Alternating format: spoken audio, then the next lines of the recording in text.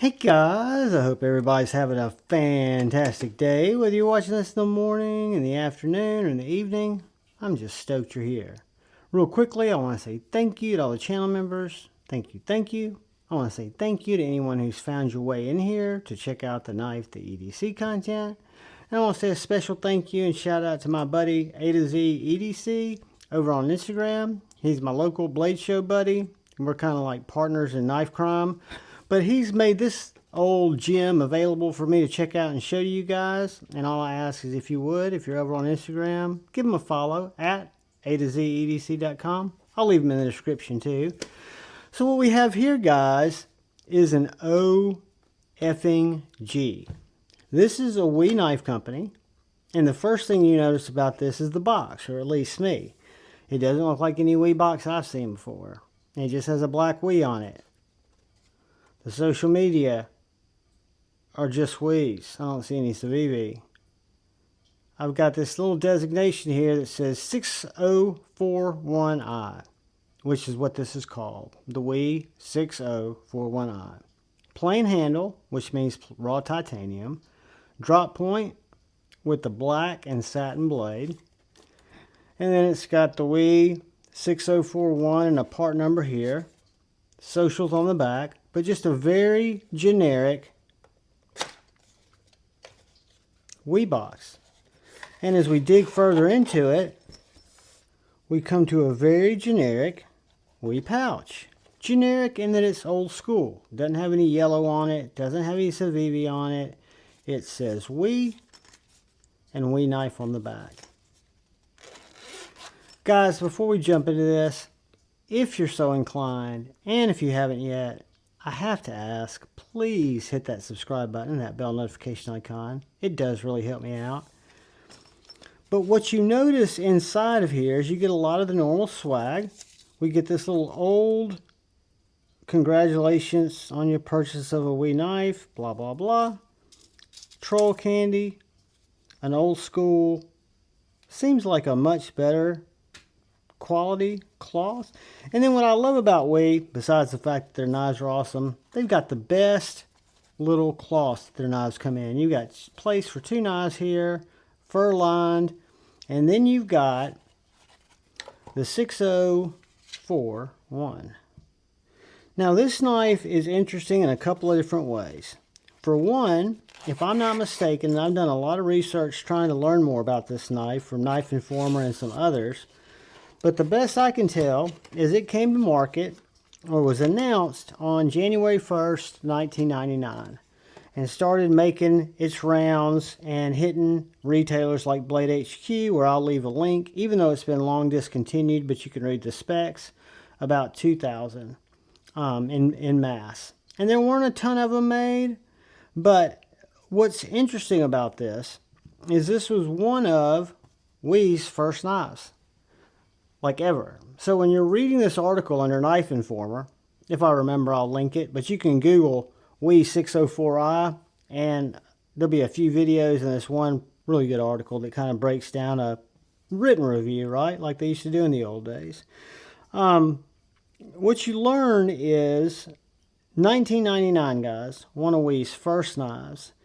And the reviewers are blown away. The language that I find interesting is this new up-and-coming company from China. So they're not even given their own, as long as I've been in the community, kudos for what they've accomplished. So what we've got here is what looks like an integral, but it's not. Not that that's a problem. It has got a very small seam. You can see it there on the lanyard hole. Whoops. You can also see it there where the seams come together, but look how perfectly centered that blade is. You'll also notice at the top of the blade, the jimping, the spine, and the swedge are black. The flats are satin. Now, if I'm not mistaken, this knife's available in, yep, that's right, 19 variations. So there might be 2 or 3 titanium. This is called, I think, gray with purple. There may be 3 bronze and blue. There might be 3 And there's several different titanium colors, black. And then you've got different blade shapes, 2 different blade shapes, and different blade finishes. So, the one I'm showing you guys today is the black S35VN, heat treated according to weight at 61 HRC, with this satin flat, but everything else is blacked out. You've got this slight recurve at the back of the blade here. You can get this exact knife with just this reversed. Satin and black. And you can get this exact knife satin. I don't think you can get it in all black. And then you can get all 3 of those variations. It doesn't become an I at that point. It becomes another letter. But you can get all 3 of the variations. This black with satin, satin with black, and all satin in a really cool American Tonto. Anyway, it's a full-size knife. It is a frame lock that has amazing action, amazing detent. So, it's a flipper-only knife. I cannot get that middle finger flick. Well, yeah, I did. I got the middle finger flick. It's not something I would focus on, but I got it. Anyway, neither here nor there. What I want you to listen to is you've got this jimping on the pocket pecker that comes down and around in a nice little curve, but it comes all the way around this flipper tab. So, I'm going to do it as light as I can to try to fail it, and I'm going to do a light switch first, pulling down.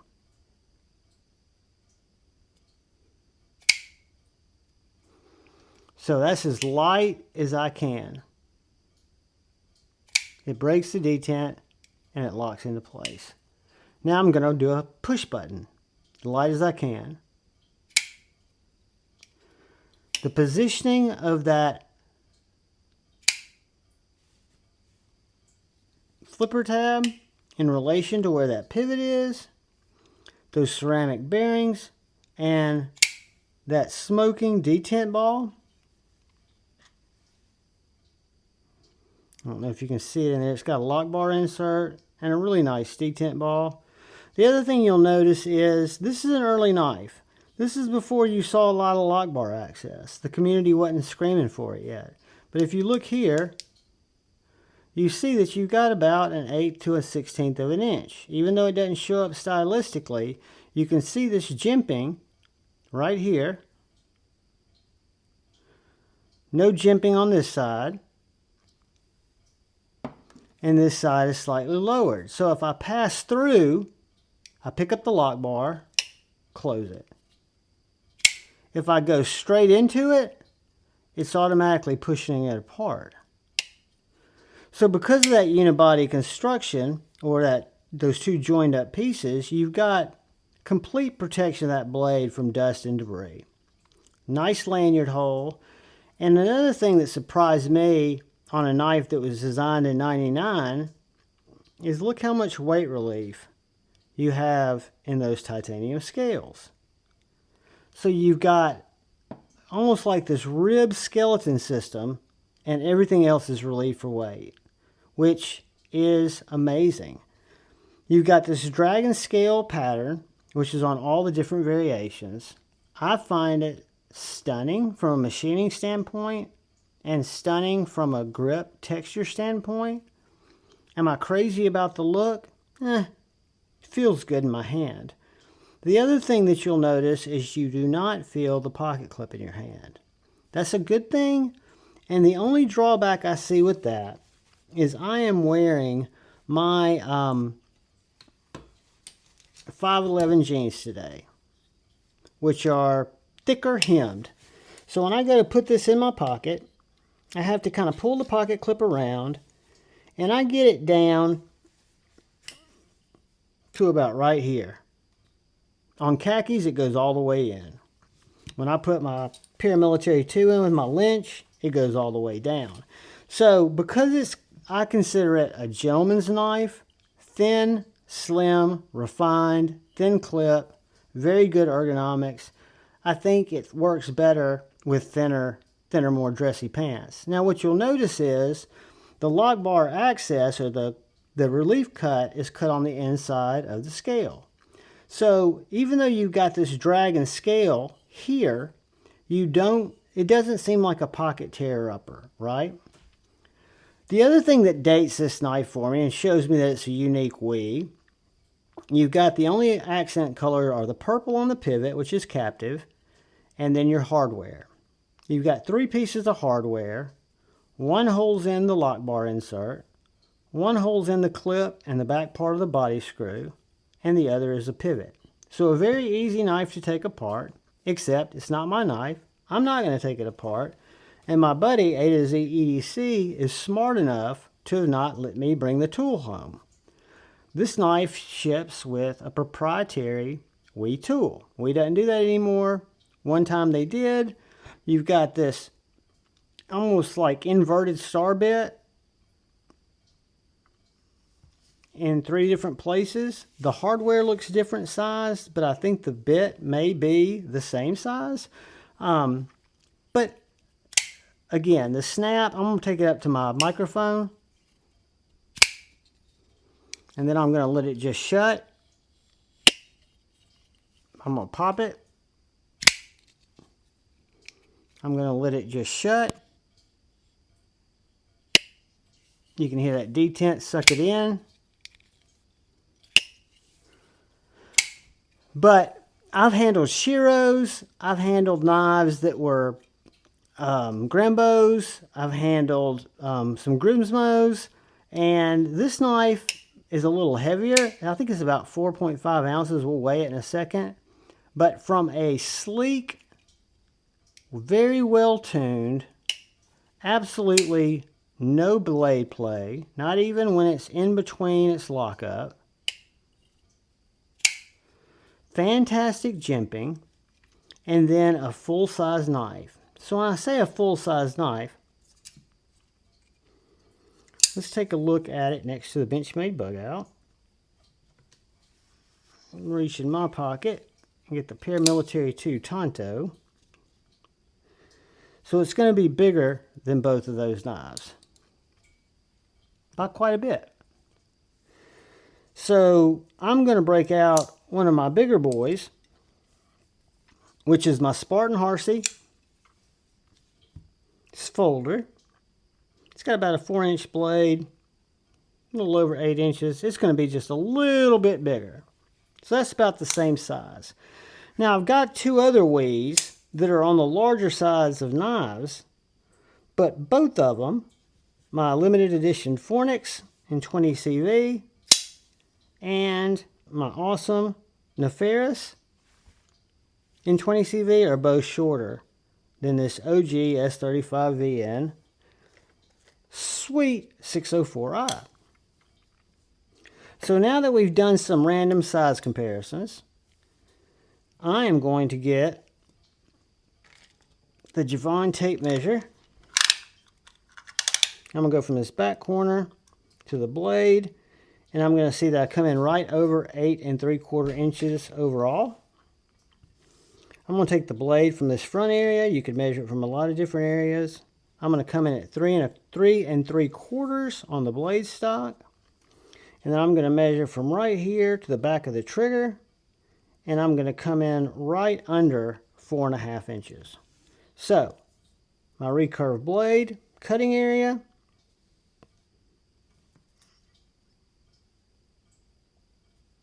is going to come in right at 3 3/4. That's what I'm going to call it, at least. So, the last couple of things I want to get, because this isn't a review, I'm not going to beat this knife up. It's an overview, kind of showing you something from the past. Blade stock, 0.162. Body dimensions, I'm guessing right over a 1/2 inch, 0.5585. Behind the edge, we'll cut because I'm not good at getting that dimension. 0.0210. But to tell what our behind the edge is, whoops, timber. Let's get us a little piece of paper. And then I'm going to tell you all the punchline about this knife. Because A to Z asked me the other day, hey, you want to take this WE 604i and review it? Like, dude, not really. The knife doesn't do much for me. I don't know much about it. He said, it's a great knife. He said, and I'm getting ready to sell it. And I was like, well, if it's a great knife, why are you getting ready to sell it? When these were new, guys, they were 300 bucks.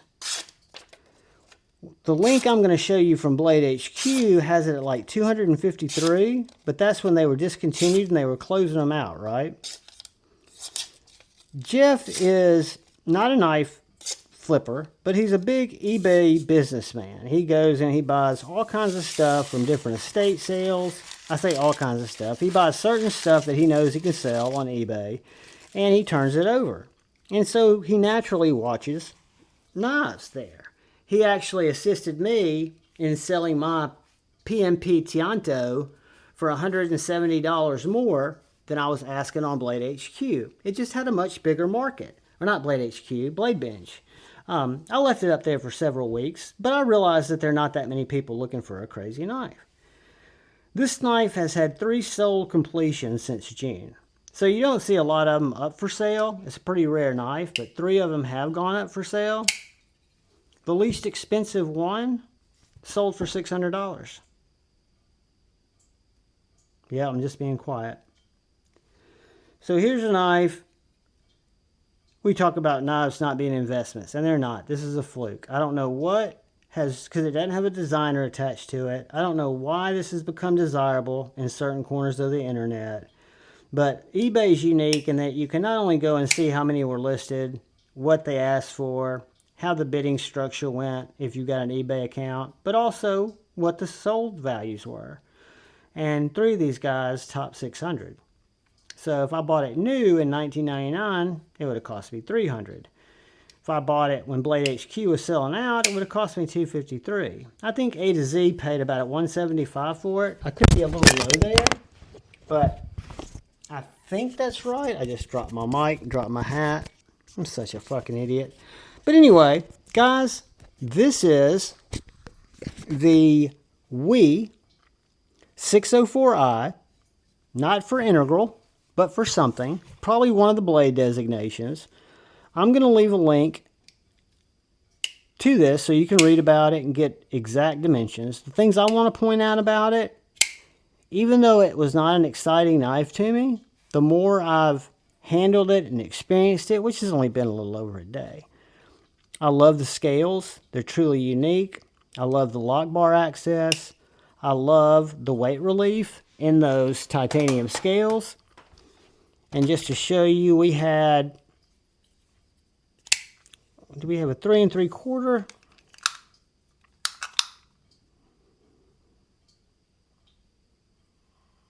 Roughly 4-inch blade, 4-inch cutting area. 4.4 ounces. So for a big knife, an ornate knife, this comes right in very close to that inch per ounce limit that people tend to strive for, maybe? Is that the right word? But notable things, detent, cash money. Can't fail it. Action, controlled, hydraulic, drop, with the detent, absolutely no detent lash, perfectly centered, very nice, stiff lock bar, and I think a unique knife. Guys, the WE 604i in the old school WE box, brought to us by my buddy and yours, Mr. A2Z EDC. I will put a link in there. You guys would stoke me out if A, you watch the video, but B, if you subscribe to my buddy. Helps him be more motivated to give me knives like his 3 J capes that he's not wanting to turn loose of right now. I love each and every one of you. If you're so inclined, please hit the subscribe button. Most importantly, look out for the guy or gal to your left. Please look out for that guy or gal to your right. Please look out for one another. Go forward with love in your heart. And always choose debate, not hate. I love you all. Peace.